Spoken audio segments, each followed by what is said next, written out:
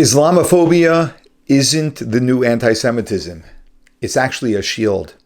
Ayaan Hirsi, Ali, just exposed what's really behind that word, and the response left a woke college student completely speechless. I would like to reiterate the thanks for your time here at the University of Austin. What I wanted to ask you was, you speak of Islamophobia and classes like Black Studies as phony ideological things, but I was curious as to what makes them different. What makes white supremacy different, or like Islamophobia so different from antisemitism, as there, we did import many African slaves that died in the millions, and so did South American countries even more so. We did force Native Americans on forced marches and genocide. There are Muslims being massacred in China today. So what makes antisemitism so different? Two things. One is we have reckoned in America and in Western European countries, we've had a great reckoning with our past. We've addressed the fact that we engaged in slavery, we fought a war, we ended it. We had segregation, we had another major fight, we ended it. We had the civil rights movement. We brought women out of, and by the way, in fighting for all of those emancipations, the people who were heading these fights were constantly quoting from the Bible. They were believing Christians and they were inspired by their Christianity. So number one, we had that reckoning. Number two, anti-Semitism is the oldest hatred in humanity, and you find it, believe it or not, across the entire world. What made the West different after they nearly exterminated their Jews was to have that honest look in the mirror and reckon with what they did. And then those campaigns to end it. Islamophobia is a made-up word. It's made up by a political movement that wants to exploit and capitalize on white guilt to achieve its end goal, which is the revival of the caliphate. And the revival of the caliphate is to convert all of us into Islam, whether we like it or not. Those of us who refuse to do that, we will surely be beheaded. I'm sure I'm on top. And that is their end goal. And so they're exploiting these Western part of subversion. This is just a guest speech, but I wish that at some point, someone here could start a lecture series on subversion, on active measures, on asymmetric warfare. That would get you interested in what it is that the Islamists are doing and how they've become so successful against these great nations with this incredible military and economic structures, and yet the Islamists are winning. Islam is spreading. They're doing better today than they were doing in 2001 after they hit us and we invaded Afghanistan. They've got Afghanistan back. They have Iraq back. They have Syria. And these Muslim governments are they're shaking in their boots. They're worried about what could happen to them because of the Islamist movement, and that's why the Islamist movement came here. And they're exploiting principles like freedom of speech, freedom of religion, freedom of association, and so on. And of course, these progressive movements that we have here, we've got to understand that, and we've got to become really creative in finding a way of preserving our principles. I don't want to give up on the freedom of speech, but on the other hand, on beating the Islamists at their game. Is there room for compromise between principles?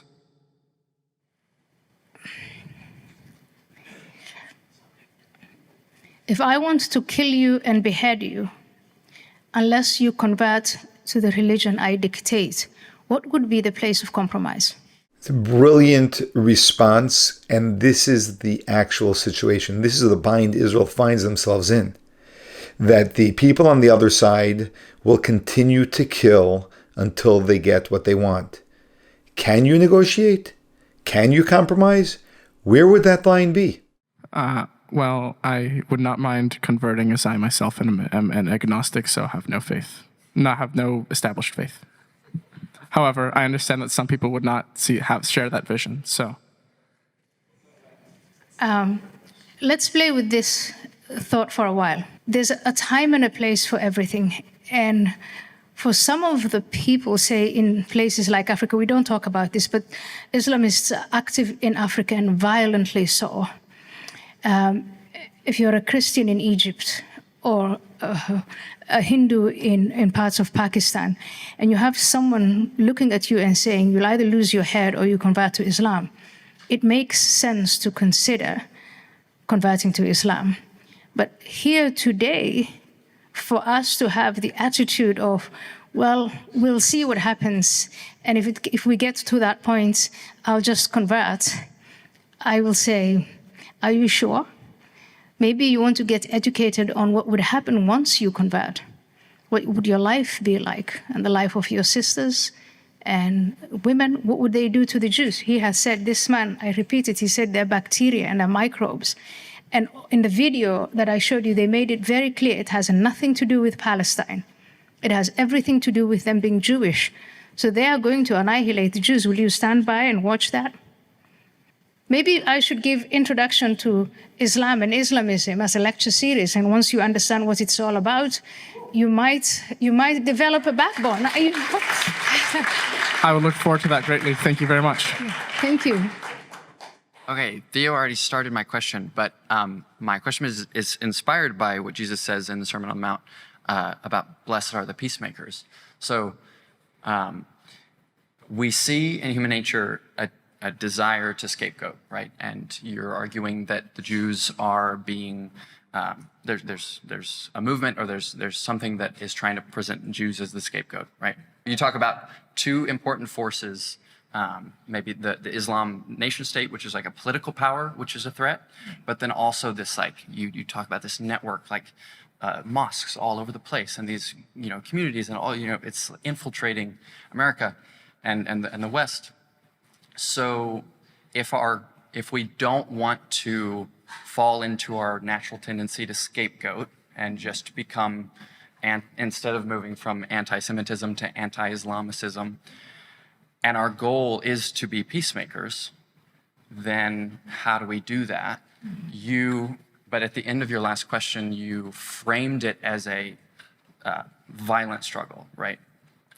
If it's a violent struggle, then who is our enemies, and what do we do? Right after 9/11, you were probably not born. How old were you on 9/11? I was born in 2004. 2004, so before you. So right after 9/11, 2001, when we were having these discussions about how to treat this enemy that wasn't a state, but that was determined to destroy us, some of the discussions were, but we can't do this because of the Constitution. We can't do that because of the Constitution. We can't do this because... And a very frustrated judge, or Justice Posner, said, the Constitution is not a suicide pact. So I don't think there is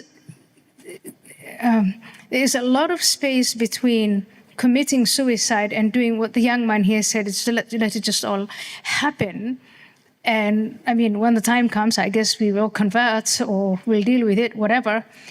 And really looking at and studying openly, which we haven't been able to do because we've been self-censoring. And I gave you that list of all the different ways in which we underestimated the Islamist movement. But if we were to estimate it the right way, I will say in our history in America, it's not the first time that we are fighting an ideology that wants to destroy us. Communism, just the other day, not so long ago, most of us lived through it. And you call it a Cold War here, but in Africa and in other parts of the world, it wasn't cold, it was hot. And we starved and all of it. So there were very good reasons for the United States and Western countries to fight the ideology of communism. And they developed a number of, I'd say, tools to recognize it when it's applying internal subversive methods and when it's coming from an external position. And we can reapply those, but we do have to identify Islamism and Islamists as the enemy that they are and give them the full respect. You asked me to identify and you asked me to define what is an enemy. It's a force that wants to destroy you. How do I know that? In this infrastructure of mosques and madrasas and Islamic centers, etc. They say it explicitly. Do you know that? In mosques, they call explicitly for the destruction of Israel and America, and they'll do that in mosques in America. We must stop living blindly. There is something about don't listen to me, don't listen to the analysts with PhDs and the like. Listen to them and what they say and take it at their word. So does this come down to a like propaganda war? Like we just inculcate our children before they do? Is that where the battle lies? I think because the war they wage is totalitarian and total. But ours, And where do we ours, meet them? well, we have to meet, ours has to be total too. It has to be where they fight us with ideas, we fight them with ideas. Where they fight us with subversive means, we recognize that and we dismantle this infrastructure and kick them out of the country. We have those tools. We have these possibilities. We can't just let them spread. And this, again, we did the same to communists. We watched as communists grew and as they were subverting our societies, and we took the appropriate measures against individuals, against groups, and so on, but always with due process. And always within the limits of the Constitution.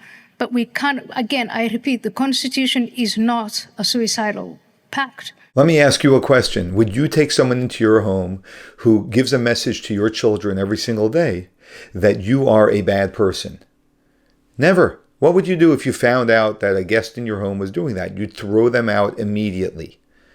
We cannot let people come into this country of any religion, of any faith, of any belief, who is here to undermine America. If they're here to undermine America, we throw them out. We have to listen to the people doing that. We have to make sure we're hearing them speaking, not what people say they are or aren't saying, whether they are radical or moderate. Find out by just listening to them. And we cannot tolerate such a presence in our country. That is rotting from within.